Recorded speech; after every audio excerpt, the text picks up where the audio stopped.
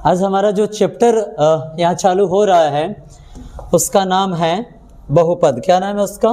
बहुपद। ठीक है, बहुपद को हम इंग्लिश में क्या कहते हैं?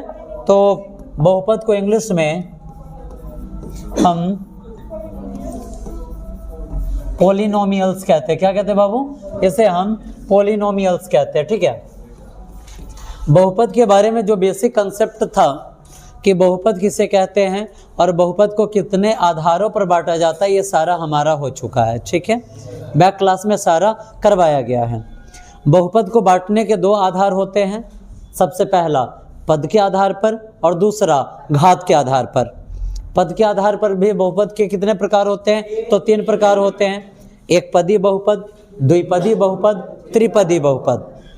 और घात के आधार पर भी बहुपद के कितने प्रकार होते हैं? 3। कौन कौन? रैखिक बहुपद, द्विघात बहुपद और त्रिघात बहुपद। ठीक है, अब रैखिक बहुपद क्या होता है? तो वैसा बहुपद जिसका पावर 1 हो, है ना, पावर यानी कि शक्ति यानी कि घात, जिसका अधिकतम घात 1 होता है उसे हम रैखिक बहुपद कहेंगे। जिसका पावर 2 होगा यानी कि जो 2 को पावर रखले है उसको क्या कहते हैं? द्विघात बहुपद कहते हैं। और जिसका पावर 3 रहे उसे हम क्या कहते हैं? त्रिघात बहुपद कहते हैं।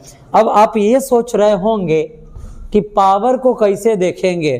ठीक है, तो देखिए, हाई गणित है, अगर आदमी का पावर देखना है तो उठा पटक कीजिए, उठाकर किसी को पटका मारिए कस के, पावर का पता चल जाएगा। अगर आपसे उठ गया यानी कि वो बलवान है, बलशाली है, अगर नहीं उठा तो आप कमजोर है ना। जो उठ गया वो बलशाली है, अगर आपसे उठा तो आप उससे बलशाली है ना।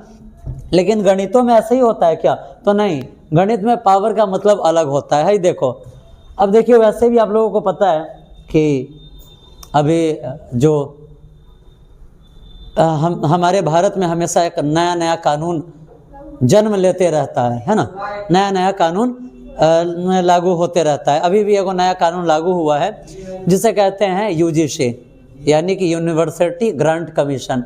एक यूनिवर्सिटी यानी कि कॉलेज कैसे चलेगा उसके नियम को वही बनाता है। उसने भी एक नियम बनाया, फिर से वो नियम बनाया है कि अगर कोई SC ST या OBC वाले किसी भी सवर्ण पर कोनो मुकदमा लगा दे, बिना मतलबों का मुकदमा लगा दे, झूठा मुकदमा भी लगा दे, फिर भी डायरेक्ट उस सवर्ण वाले लड़के को उठाकर जेल में डाल दिया जाएगा। उसके बचाव का कोई उपाय नहीं है।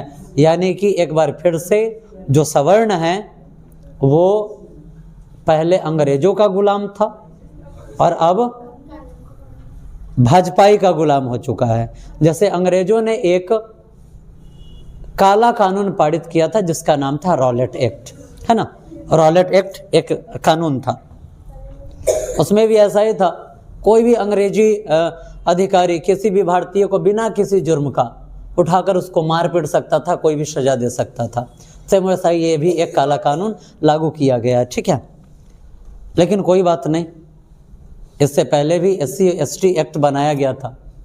एक आंकड़ा देखेंगे तो उसमें जनरल वाले तो नहीं धाराए थे, सवर्ण तो नहीं धाराए थे। जिनको रिजर्वेशन दिया जाता है वही उसका लाभ उठाने के चक्कर में अपने पेड़ आ जाते हैं, है ना। और चले ठीक है, जो भी नियम बना, ये भी तो नियम बनना चाहिए था उसमें कि अगर कोई किसी को गलत फंसा रहा है, अगर जुर्म साबित नहीं होता है तो उसके ऊपर भी कार्रवाई हो सकती है। पहले ये था, लेकिन अब ऐसा कुछ भी नहीं है। अब रही बात सवर्णों की, तो जो सवर्ण लोग हैं उनको कभी कुछ भी चीज़ खैरात में मिला ही नहीं है।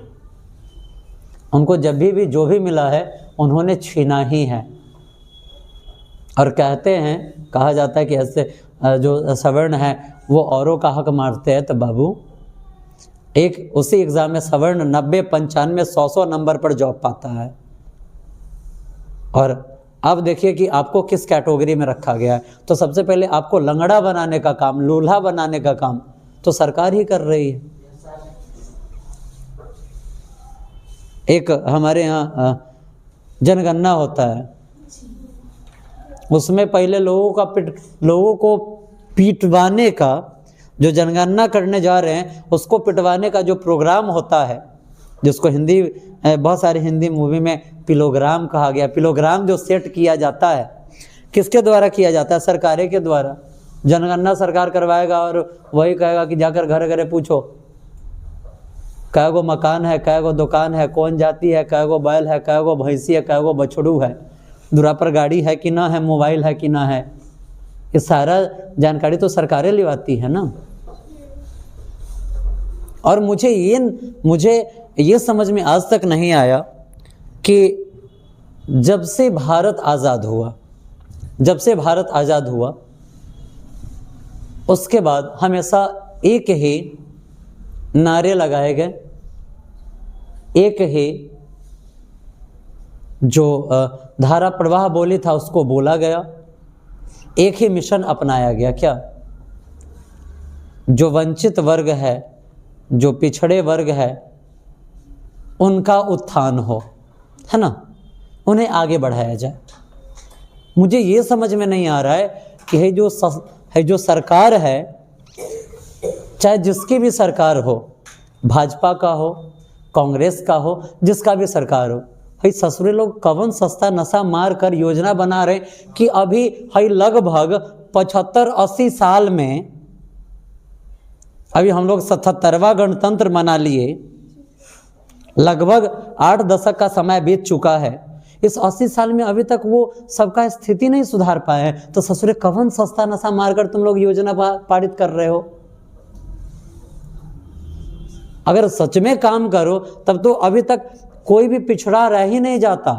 कोई पिछड़ा होता अभी तक? अगर बढ़िया से काम कर रहा होता तो लोग, तो तुमको इस नियम की आवश्यकता ही नहीं पड़ती। कहते हो समानता, ये कौन सा समानता है? क्या कोई सवर्ण वर्ग का कोई है, ब्राह्मण, भूमिहार, राजपूत, कायस्थ, वो जन्म लेते ही अपराधी बन जाता है? इसमें जितने बच्चे हैं, क्या आपने जन्म लिया था तो जन्म लेते ही आपको पता चल गया था कि आप हिंदू है या मुस्लिम है या सिख है या ईसाई है? पता चला था? नहीं। ये सब कौन सिखाया? यही समाज ने सिखाया है। आप किस जाति से बिलोंग करते हैं, ये जन्म लेते ही आपके माथा पर ठेप दिया गया था क्या? नहीं।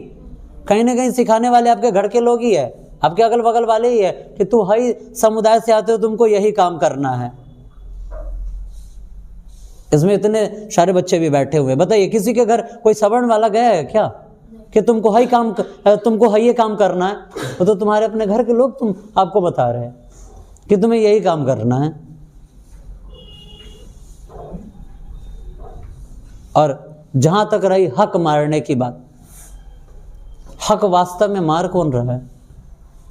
हक कौन मार रहा है वास्तव में? पहले भी सवर्ण अपने दम पर नौकरी पाता था, आज के टाइम में भी पा रहा है। तो वो कैसे किसी का हक मार लिया भाई? वो तो अपने मेहनत के दम पर पा रहा है। हक मार कौन रहा है वास्तव में? तो आप ही के समुदाय के जो व्यक्ति जो पिछड़ा है, जिसके घर में दरोगा बन गया, कोई आईएएस बन गया, आईपीएस बन गया, तो उसका जो इकोनॉमिकल कंडीशन है वो तो ऑटोमेटिक सुधार हो चुका है। तब अब उसको आरक्षण की क्या आवश्यकता है? उसको भी आरक्षण में से हटाओगे उस फैमिली को, तब तो दूसरे को मौका मिलेगा। जिसका पिताजी दरोगा है, उसके बेटे को भी आरक्षण मिल रहा है, तो तुम्हारा हक तो वो मार रहा है ना भाई। तो पहले ऐसा कानून बनाओ ना कि जिसके घर में गवर्नमेंट जॉब एक हो जाए, वो आरक्षण के दायरा से बाहर रहेगा, तब तो दूसरे को मौका मिलेगा। सीधी सी बात है कि एक कोई दरोगा बन गया, अब उसका आर्थिक स्थिति सुदृढ़ है, अब वो अपने बेटे को बाहर पढ़ने भेजेगा, अब उसके पास आरक्षण प्लस बढ़िया नॉलेज, जॉब उसी को ना मिलेगा। यानी कि अगर आप गरीब है, ये जो सरकार की नीति है, आप गरीब है तो आप गरीब ही रह जाएंगे। आप गरीब है तो सरकार की यह नीति है कि आपको गरीब ही रखा जाए, ताकि वो हर 5 साल के बाद सरकार आए और यही जो अपना थाली है उसी को चमकाए, एक ही बात वो कहे। अब क्या है ना, सरकार का तो देख ही रहे, मंदिर में अगर मंदिर में पैसा चाहिए, मंदिर का पेटी अगर भरना है तो धर्म का नाम लेकर भर लेती है, अब मतदान का पेटी भरना है तो पाकिस्तान का नाम लेकर भर लेती है ना। पाकिस्तान का बात कहकर मतदान की पेटी भर लेता है और धर्म का नाम कहकर दान पेटी भर लेता है। ये तो सरकार की नीति है। जरा अब बताइए ना, क्या 8 दशकों में जो गरीब लोग हैं उनका स्थिति नहीं सुधर सकता था? 80 साल में नहीं सुधर सकता था? आखिर आपने कौन सा योजना बनाया है महाराज? आप कौन योजना लागू कर रहे हैं कि आज तक जो लोग आज से 8 दशक पहले भी गरीब थे, आज के डेट में भी वो गरीब ही रह गए? कौन योजना है आपका? हाँ, जिसके घर में सरकारी जॉब हो चुका है उसको हटाइए ना, तब तो दूसरे का स्थिति सुधरेगा, आरक्षण के दायरा से वो हटेगा। जब उसके यहाँ जॉब हो, उसको हो चुका है, वो अपने उसी पैसों से वो अपने बच्चों को कहीं दूर पढ़ाएगा। अब उसके बच्चों को डबल बेनिफिट मिल रहा है, पढ़ाई बढ़िया, साथ साथ आरक्षण। तो हक तो आरक्षण वाले का हक आरक्षण वाला ही मार रहा है, ना कि कोई दूसरा मार रहा है। चलिए स्टार्ट करते हैं। हम लोग क्या पढ़ रहे हैं? पॉलिनोमियल्स, जिसे हिंदी में क्या कहा जाता है? बहुपद कहा जाता है। ठीक है, ध्यान रखिएगा, बहुपद के बांटने के 2 आधार होते हैं, पहला पद और दूसरा घात। दोनों तरीकों से बहुपद के 3-3 प्रकार होते हैं, इतना ध्यान रखिएगा। अब आप लोग एक बात याद रखिएगा, अब गणितवा का पावर कौन होता है? तो अगर अपने भारत में सबसे अधिक आरक्षण की किसी को जरूरत है तो सवर्णों को है। क्यों? सवर्ण हमारे यहाँ सिर्फ 13-14% है। तो वाकई में आरक्षण की जरूरत उसे है। प्रारंभ से ही ब्राह्मण भिखारी रहा है, भीख मांगने का काम किसका रहा है? ब्राह्मणों का रहा है। तो सबसे पिछड़ा ब्राह्मण है। अब भाई वो अपने आप पर मेहनत किया, वो अपने आप को साबित किया, और कोई साबित नहीं किया, इसमें दोषी ब्राह्मण ही हो गया, सवर्ण ही हो गया? नहीं, उसने भीख मांग कर भी पढ़ लिया। और लोगों में क्या कमियां रह गई कि वो नहीं पढ़ पाए? ब्राह्मण को क्या काम दिया गया था? भीखे मांगना ना, भीख मांगना। उसने भीख मांग कर भी पढ़ लिया। क्यों? क्योंकि ब्राह्मण सब दिन से परिश्रमी रहा है, इसलिए उसने भीख मांग कर भी अपने आर्थिक स्थिति को, अपने आप को प्रूफ किया। और लोग क्यों नहीं कर पाए? ऐसा तो नहीं है कि और लोग पढ़ना चाह रहे थे तो उनका जाकर दूसरे लोग किताब फाड़ दे रहा था, ऐसा तो नहीं था।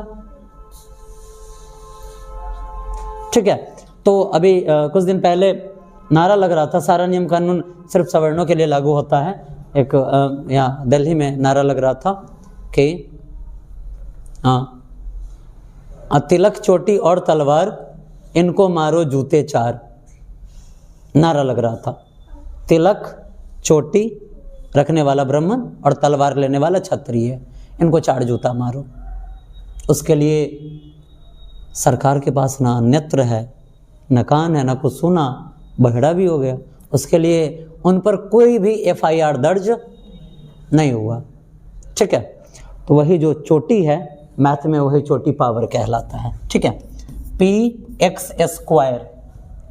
ठीक है, अगर हम देख रहे हैं, अगर बहुपद के व्यापक रूप को देखना है तो अगर हम लिखते हैं ax² + bx + c, तो देख रहे हैं इसका है चोटी है, टीक है। ठीक है, यानी कि इसी टीक को क्या कहा जाता है? पावर। यानी कि टीक जितना हैवी उतना पावर वाला इंसान। ठीक है, टीक जितना हैवी, अगर पावर 2 है तो इसका घात 2 हो गया, या द्विघात बहुपद हो गया। अगर पावर 3 रहेगा त्रिघात बहुपद हो जाएगा, अगर पावर 1 है तो रैखिक बहुपद रहेगा। ठीक है, चलिए अब हम स्टार्ट करते हैं। इसमें कुछ पॉइंट्स आपको बता देते हैं जो आपके एग्जाम में आपके लिए अत्यंत महत्वपूर्ण होता है। सबसे पहले क्या पॉइंट है? तो देखिए, अगर कोई रैखिक बहुपद है, कौन सा है बाबू? और कोई रैखिक बहुपद है, रैखिक बहुपद है, तो इसका जो आंसर निकलता है, सिर्फ कितने आंसर निकलेंगे? सिर्फ और सिर्फ एक आंसर निकलेंगे।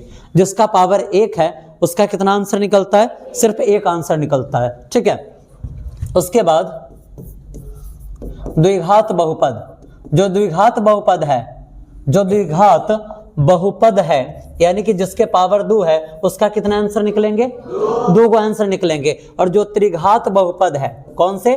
त्रिघात बहुपद है, त्रिघात बहुपद है, इसके कितने आंसर निकलेंगे? 3 आंसर निकलेंगे। ठीक है, रैखिक बहुपद के 1 आंसर निकलता है, द्विघात का 2 निकलता है और त्रिघात का कितना आंसर निकलता है? 3। अब इस पूरे बहुपद में हम क्या पढ़ने वाले हैं? तो द्विघात बहुपद ही पढ़ने वाले हैं। जितने क्वेश्चन होंगे सब द्विघात पर ही आधारित होंगे। इक्का दुक्का अगर आपको रैखिक या फिर त्रिघात मिल जाए वो अलग चीजें हैं। ठीक है, जब भी मैं आपसे पूछूं कि बाबू रैखिक बहुपद का क्या आंसर निकलता है? 1, द्विघात बहुपद का क्या आंसर निकलता है? 2 और त्रिघात बहुपद के कितने आंसर निकलते हैं? तो आपको बोलना है 3। ठीक है, मैथ समझ में नहीं आएगा, कैसे नहीं आएगा, एकदम माइंड में घोर कर पी जाना है। ध्यान से देखो, अगर एक क्वेश्चन अगर कंफ्यूज अगर आप हो गए तो फिर आप कहिएगा। अब आगे बढ़ते हैं। अगर किसी भी प्रश्न को अगर हम हल करते हैं तो उसका आंसर निकलता है कुछ ना कुछ उसका परिणाम निकलता है या नहीं निकलता है? निकलता है। उसी परिणाम को जिसे हम हल कहते हैं, इसी को हम क्या कहेंगे? शून्यक कहेंगे। क्या कहेंगे? शून्यक कहेंगे। जब भी अगर आपसे कहा जाए कि इस द्विघात बहुपद का शून्यक निकाले, तो ये शून्यक निकालना क्या होता है? तो सीधी सी बात है, शून्यक निकालने का अर्थ हुआ कि इसका आंसर निकाल लेना है। क्या निकालना है? इसका आंसर निकालना है, जो इसका हल आएगा वो निकाल लेना है। हल बोले, शून्यक बोले, आंसर बोले, सबका अर्थ सेम ही है। अगर आपसे पूछा जाए कि द्विघात बहुपद के शून्यकों की संख्या कितनी होती है? त्रिघात बहुपद के शून्यकों की संख्या कितनी होती है? रैखिक बहुपद के शून्यकों की संख्या कितनी होती है? क्लियर है? यहां से 1-2 क्वेश्चन आपके एग्जाम में 100% डलता है। ठीक है, यहां से 1-2 क्वेश्चन आपके एग्जाम में 100% डलता है। अब देखिए क्या है ना, मैथ्स पढ़ाना है, अब क्लासरूम में बच्चे लग रहे हैं तो मूड बनने में थोड़ा सा टाइम लगता है ना जी। मूड बनेगा तब तो मैथ समझाया जाएगा बढ़िया से। चलते हैं आगे, अब बढ़ते हैं। ध्यान रखिएगा, अब ध्यान रखिएगा, अगर कहीं पर द्विघात बहुपद है, क्या है? द्विघात बहुपद अगर कहीं पर दिया गया है, द्विघात बहुपद दिया गया है, तो आपको पता है कि इसके आंसर कितने निकलेंगे बाबू? 2 निकलेंगे। ठीक है, किसी कंडीशन में आपको द्विघात बहुपद बताना होता है, निकालना होता है। ठीक है, तो उस कंडीशन में क्या किया जाता है? तो इसमें जो 2 आंसर निकलता है ना, उसमें पहलका आंसर को अल्फा और दूसरका को बीटा माना जाता है। क्या माना जाता है? पहलका को अल्फा और दूसरका को बीटा माना जाता है। पहलका को हम मानेंगे अल्फा और दूसरका को मानेंगे बीटा। अब यहाँ पर 2 शर्त आप याद रखेंगे। कौन सा? तो क्या होता है ना कि जब आप द्विघात बहुपद पढ़ रहे हैं तो इसमें आप क्या कर सकते हैं, ये जो शून्यक 2 निकला है जिसमें एक है अल्फा और दूसरा है बीटा, इस दोनों को आप जोड़ सकते हैं। क्या कर सकते हैं? जोड़ सकते हैं। उससे हम क्या कहते हैं बुआ? उसे हम कहते हैं शून्यकों का योगफल। शून्यकों का योगफल क्या कहते हैं? शून्यकों का योगफल कहते हैं। अगर शून्यकों का योगफल का अर्थ होता है बाबू जोड़। क्या होता है? जोड़ होता है। क्या होता है? एकदम ध्यान रखना है, जोड़ होता है। यानी कि जो शून्यक है उसको आप जोड़िए। शून्यक है क्या? अल्फा और बीटा है ना? अल्फा और बीटा है। तो जब आप अल्फा और बीटा को जोड़ते हैं ना, तो ये किसके बराबर में आ जाता है? -b/a के बराबर में। ठीक है, अब आप कहिएगा कि सर जी है -b/a कहाँ से आ गया? तो टेंशन नहीं लेना है, मैंने आपको द्विघात बहुपद का व्यापक रूप भी पढ़ाया था। क्या पढ़ाया था? तो ax² + bx + c, है ना? यानी कि जब आप इसके दोनों शून्यक को जोड़ते हैं तो किसके बराबर में होता है? तो x से पहले जो संख्या रहता है होकड़ा में माइनस लगा दीजिए और बट्टा में x² से पहले जो संख्या रहता है उसको नीचे लिख दीजिए। ठीक है, इसी के इक्वल में यह रहता है। एक और यहाँ पर कंडीशन हमारे सामने आता है, क्या चीज? तो दूसर का कंडीशन, यहाँ पर ये पहल का कंडीशन और दूसर का कंडीशन है शून्यकों का गुणनफल। क्या है बाबू? गुणनफल। गुणनफल का अर्थ होता है गुणा करना। क्या होता है? गुणा करना। जब आप शून्यकों को गुणा करते हैं तो आपको क्या मिलेगा? अल्फा × बीटा मिलेगा। क्या मिलेगा? अल्फा इंटू बीटा मिलेगा। और ये जो अल्फा इंटू बीटा है ये किसके इक्वल में होता है? तो ये C अपॉन A के इक्वल में होता है। ये CA कहाँ से आता है? तो लास्ट में देखिए ये C और A यहाँ का, ये इसी के इक्वल में होता है, इसी के अकॉर्डिंग क्वेश्चन बनता है। ठीक है, जब भी आपसे पूछा जाए, बहुतों बार क्वेश्चन में पूछा गया है शून्यकों का योगफल अल्फा प्लस बीटा बराबर क्वेश्चन मार्क, किसके बराबर? तो माइनस B अपॉन A के बराबर। ठीक है, कभी कभी आप देखेंगे आपको क्वेश्चन में ये भी देखने को मिलेगा और बहुत बार एग्जाम में पूछा भी गया, क्या शून्यकों का गुणनफल अल्फा इंटू बीटा बराबर क्वेश्चन मार्क, यानी कि अल्फा इंटू बीटा किसके बराबर में होता है? तो C बट्टा A के बराबर में होता है। और अल्फा प्लस बीटा किसके बराबर में होता है? माइनस B बट्टा A के बराबर में होता है। ठीक है, अगर अल्फा प्लस बीटा लिखा गया इसका अर्थ हुआ कि यहाँ पर ये शून्यकों का योगफल है, और अल्फा इंटू बीटा लिखा गया इसका अर्थ यहाँ पर शून्यकों का क्या है? गुणनफल है। समझने में कोई दिक्कत है क्या? नहीं ना। चलिए आगे बढ़ते, जितने छोटे छोटे पॉइंट्स इस पर आप ध्यान करते चलिए ताकि क्वेश्चन बनाने में मजा आ जाए। ठीक है,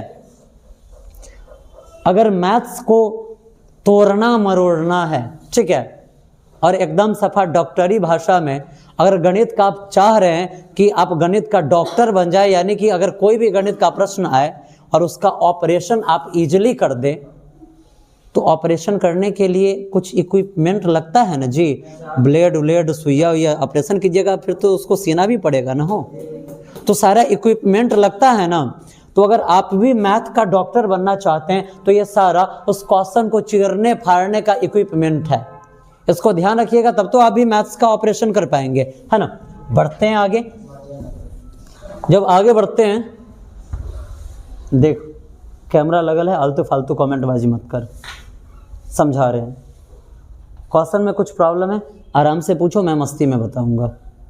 ठीक है, कितना भी नॉइज मेकर है फिर भी कुछ ना कुछ आवाज़ ये खिंचता ही है, क्योंकि इसे तो आवाज़ चाहिए ना, इसे थोड़ी पता है कि कौन सा इंसान बोल रहा है और कौन सा हल्ला कर रहा है, इसे ये बात थोड़ी पता है, इसलिए चुपचाप बैठकर समझो। चलते हैं आगे। ठीक है, यहाँ पर आपने देख लिया द्विघात बहुपद को समझने का, बनाने का जो भी यहाँ पे इक्विपमेंट आपको मिलना चाहिए था सारा आपको मिल चुका है। ठीक है, समझने में कोई दिक्कत? अनमोल जी 1 मिनट के लिए आ सकते हैं?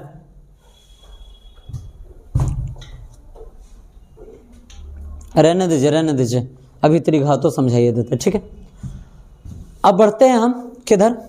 अब हम बढ़ते हैं त्रिघात बहुपद की तरफ। ठीक है, त्रिघात बहुपद की तरफ बढ़ते हैं। अब इससे पहले मैंने आप लोग को एक बात बताया है कि जो रैखिक बहुपद होता है उसका एक आंसर निकलता है, जो द्विघात बहुपद होता है उसके 2 आंसर निकलते हैं, जो त्रिघात बहुपद होता है उसके 3 आंसर निकलते हैं। तो अगर हमने रैखिक और द्विघात पढ़ा है तो थोड़े उसके आंसर को भी हम लोग देख लेते कि कैसे एगो आंसर निकलता है, क्या को 2 आंसर उसका निकलता है। तो देखिए यहाँ पर अगर कहीं लिखा गया x - 5 के बराबर में 0, कौन सा बहुपद है बुआ?